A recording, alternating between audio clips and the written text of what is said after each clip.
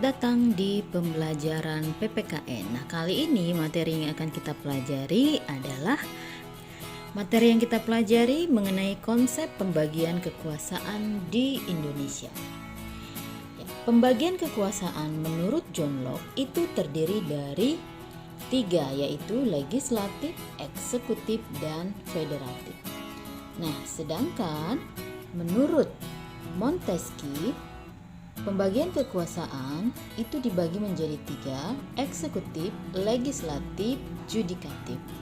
Nah, biasanya menurut teori Montesquieu, pembagian kekuasaan ini disebut sebagai trias politika. Pembagian kekuasaan dalam Undang-Undang Dasar Negara Republik Indonesia tahun 1945 itu dibagi menjadi 2 bagian, yaitu pembagian kekuasaan secara horizontal dan juga pembagian kekuasaan secara vertikal. Yang secara horizontal, pembagian kekuasaannya terdiri dari eksekutif, legislatif, judikatif, eksaminatif, dan yang terakhir ada moneter. Oke, yang vertikal. Nah, sedangkan kalau yang vertikal itu pembagian kekuasaannya dari pusat ke daerah, ya, dari tingkat lembaga paling atas kepada tingkat lembaga yang paling bawah. Nah, kalau kita ambil contoh misalnya adalah lembaga eksekutif atau presiden. Nah, di bawah presiden itu ada kepala daerah. Nah, di bawah kepala daerah itu ada kota madya atau kabupaten. Nah, sedangkan di bawah kota madya atau kabupaten itu ada kecamatan dan seterusnya, ya, sampai dengan kelurahan, kepala desa dan seterusnya.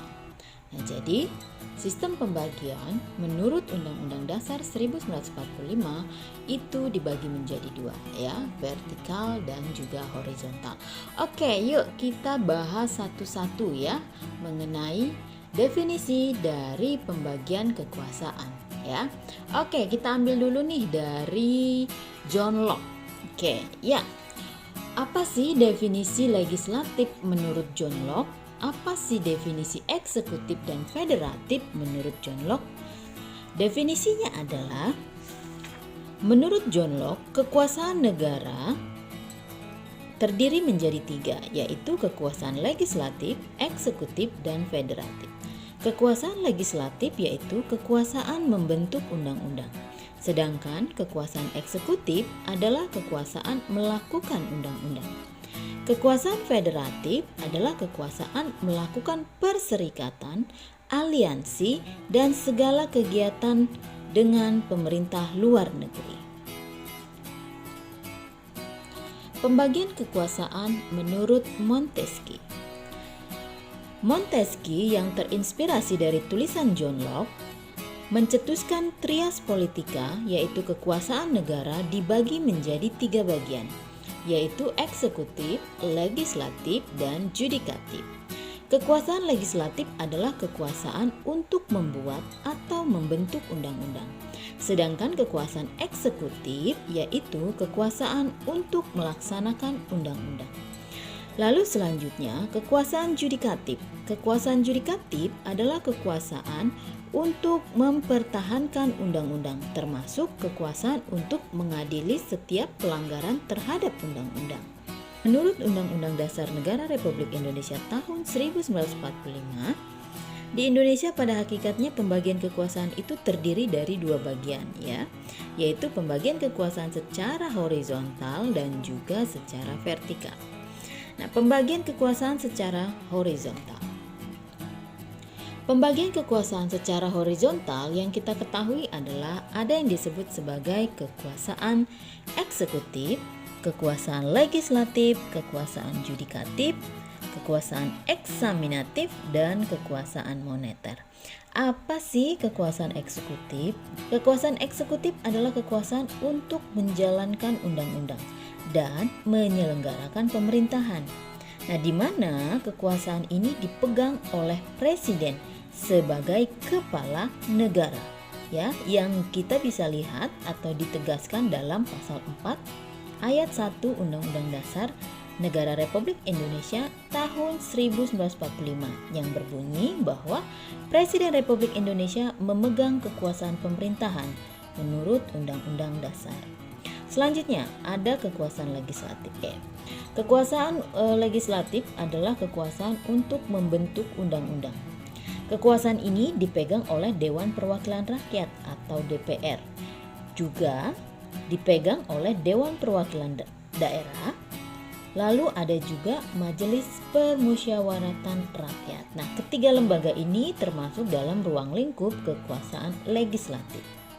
Ini terlihat dalam pasal 20 ayat 1 Undang-Undang Dasar Negara Republik Indonesia tahun 1945, yaitu Dewan Perwakilan Rakyat memegang kekuasaan membentuk undang-undang.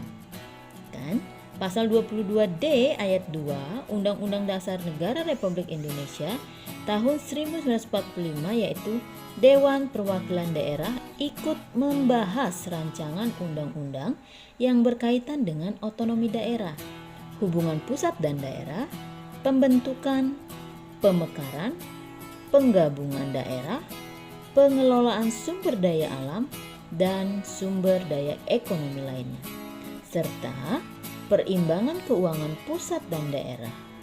Juga memberikan pertimbangan kepada Dewan Perwakilan Rakyat atas rancangan undang-undang yang berkaitan dengan pajak, pendidikan, dan juga agama. Nah, sedangkan dalam pasal 3 ayat 1 dalam Undang-Undang Dasar Negara Republik Indonesia tahun 1945, yaitu Majelis Permusyawaratan Rakyat berwenang mengubah dan menetapkan undang-undang dasar.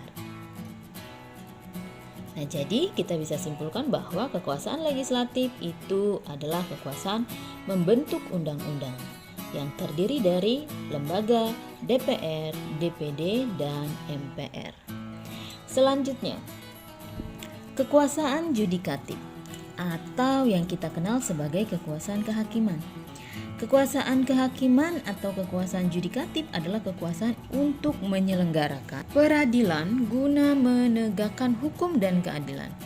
Nah, kekuasaan ini dipegang oleh Mahkamah Agung dan Mahkamah Konstitusi, sebagaimana ditegaskan dalam pasal 24 ayat 2 Undang-Undang Dasar Negara Republik Indonesia tahun 1945, yaitu kekuasaan kehakiman yang dilakukan oleh sebuah Mahkamah Agung dan badan peradilan yang berada di bawahnya dalam lingkungan peradilan umum, lingkungan peradilan agama, lingkungan peradilan militer, lingkungan peradilan tata usaha negara, dan yang terakhir oleh sebuah Mahkamah Konstitusi. Lalu ada kekuasaan eksaminatif atau inspektif. Kekuasaan eksaminatif atau inspektif adalah kekuasaan memeriksa pengelolaan dan tanggung jawab keuangan negara. Kekuasaan ini dijalankan oleh Badan Pemeriksa Keuangan atau BPK, sebagaimana ditegaskan dalam pasal 23E ayat 1 Undang-Undang Dasar Negara Republik Indonesia tahun 1945, yaitu untuk memeriksa pengelolaan dan tanggung jawab tentang keuangan negara. Diadakan satu badan pemeriksaan keuangan yang bebas dan mandiri. Selanjutnya, yang terakhir, kekuasaan moneter. Kekuasaan moneter adalah kekuasaan menetapkan, melaksanakan kebijakan moneter, mengatur dan menjaga kelancaran sistem pembayaran, serta memelihara kestabilan nilai rupiah. Nah, kekuasaan moneter ini dijalankan oleh Bank Indonesia selaku bank sentral sebagaimana ditegaskan dalam pasal 23D Undang-Undang Dasar Negara Republik Indonesia tahun 1945, yaitu negara memiliki suatu bank sentral yang susunan, kedudukan, kewenangan, tanggung jawab, dan independensinya diatur dalam undang-undang. Pembagian kekuasaan secara vertikal. Pembagian kekuasaan secara vertikal ini merupakan pembagian kekuasaan berdasarkan tingkatan pemerintahan. Undang-Undang Dasar Negara Republik Indonesia tahun 1945 pasal 18 ayat 1 menyebutkan Negara Kesatuan Republik Indonesia dibagi menjadi daerah-daerah provinsi dan daerah-daerah provinsi itu dibagi menjadi kabupaten dan kota. Nah, yang tiap-tiap provinsi, kabupaten, dan kota itu mempunyai pemerintahan daerah yang diatur dengan undang-undang. Nah, berdasarkan ketentuan dalam Undang-Undang Dasar Negara Republik Indonesia tahun 1945 tersebut, pembagian kekuasaan secara vertikal di Indonesia terjadi pada pemerintahan pusat dan pemerintahan daerah. Pembagian kekuasaan secara vertikal ini merupakan konsekuensi dari penerapan asas desentralisasi di Indonesia, yaitu di mana pemerintah pusat menyerahkan wewenang pemerintahan kepada pemerintahan daerah otonom atau provinsi dan kabupaten atau kota untuk mengurus dan mengatur sendiri urusan pemerintahan di daerahnya, kecuali urusan pemerintahan yang menjadi kewenangan pemerintahan pusat. Nah, kewenangan ini ditegaskan dalam pasal 18 ayat 5 Undang-Undang Dasar Negara Republik Indonesia tahun 1945, yaitu pemerintahan daerah menjalankan otonomi seluas-luasnya kecuali urusan pemerintahan yang oleh undang-undang ditentukan sebagai urusan pemerintahan pusat. Nah, menurut Undang-Undang Nomor 10, Undang-Undang Nomor 23 Tahun 2014 tentang pemerintahan daerah, urusan pemerintahan pusat mencakup politik luar negeri, pertahanan keamanan, justisi, moneter, fiskal nasional, dan agama.